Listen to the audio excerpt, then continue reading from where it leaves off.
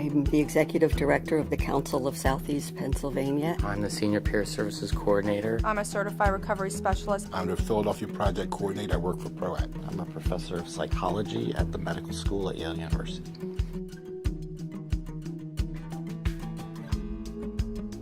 Peer support means that a person who is in recovery, him or herself, either from a mental illness or an addiction or both, are offering support and mentoring and role modeling and hope to someone who's not yet in recovery or who's not as far along in recovery as they are.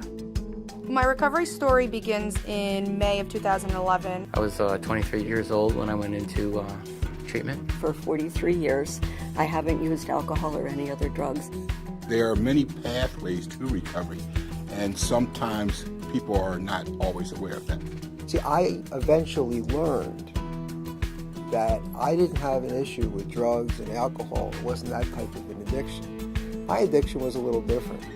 My addiction was pleasing everybody. And that was an addiction in itself. It wasn't until drastic things started happening to me, where people were cutting me off, where I was noticing that the drinking really affected my life. I had an extremely difficult time saying no. I would do things to help people beyond what would really be the right thing to do.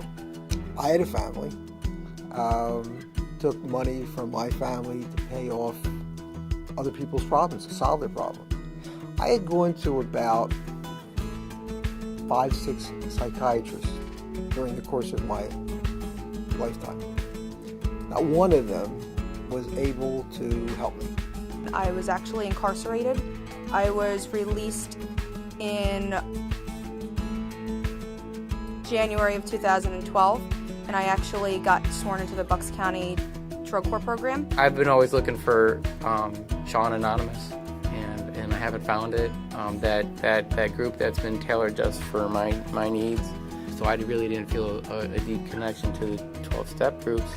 I wasn't connected to a church community or anything like that. So I think that if I found a center that involved peer-to-peer supports, I would have really connected with it. I took money from a trust account in an office that I was working in. Like I said, I used up my own money with the idea that I was going to repay it. But you never pay it back fast enough. As a result of that, I was prosecuted. So when I got out, I knew I wanted to work. I knew I wanted to do something. And even though I was older, I felt that I could still have something that I can contribute and make a change. I had heard through my brother that PROACT had a very well-balanced recovery program that's full of education, free education, where you could take classes, you could volunteer, and you would get a lot of recovery support. So I saw an opportunity, a place where I could hopefully make a difference and make a change. I paid more attention to getting involved and engaging at PROACT, to coming to the center and working with different individuals. Based on positive and negative experiences that I went through, I had a calling to enter into the field and to give back. So eventually I was able to meet with the people at PROACT and start working as an independent contractor with my class. It seemed to be a very good fit to get involved in the behavioral health field, because that's where I had my problems. The counselor that I had back then was a positive role model for me, and I said, I think I could do this job based on, my personal experience, and that's what led me to go back to school, get educated, and then get involved in the field. I started meeting with recovery specialist Rick, and he helped me to set measurable goals for myself and kind of gave me that guidance as to where I kind of wanted to be further along in my path of recovery.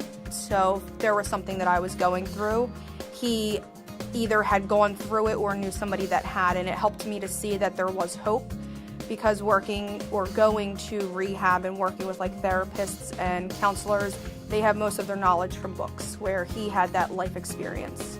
I've had the privilege of early in my recovery really participating in treatment that was very much integrated with people in recovery. I always try to pull information from the staff because I believe they're the best mentors, the best people that have studied and understand that giving me the right direction can help me grow in my recovery. As a person in recovery, I'm asked, what do I need?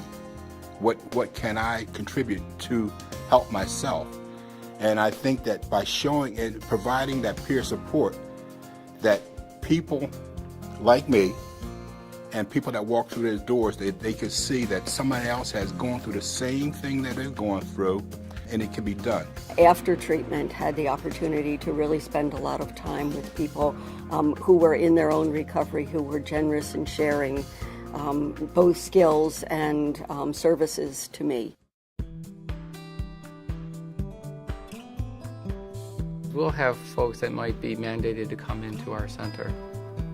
So they come in, they might be in a bad mood, I don't want to be here. And when we meet them at the door and we treat them with dignity and respect, they elevate for that. So we're coming at a completely different way than they're experiencing in most other settings that they're involved with. I actually work with a lot of drug court participants, so since I graduated drug court, that's huge. So working with them, it's very easy as far as providing the peer-to-peer support. When they come to me with a barrier or an obstacle, I have those answers and that guidance because that's what's helped me get through the program myself.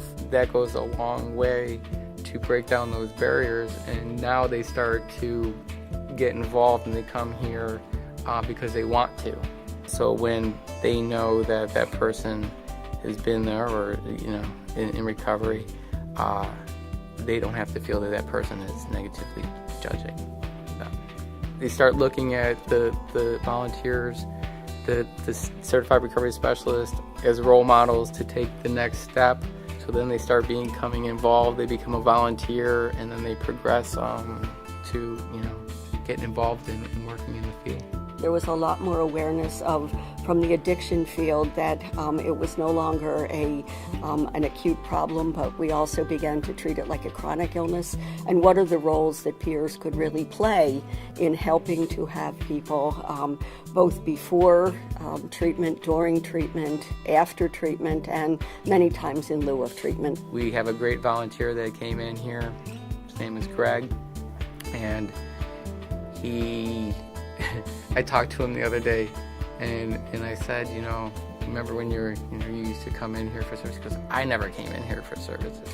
I said, well, you remember when you used to come in here before you were a volunteer? And he said, yes. And I said, you remember how nice you were to us? He goes, I was never nice to you. And it was just the environment that he was in, and he was watching everything that we did.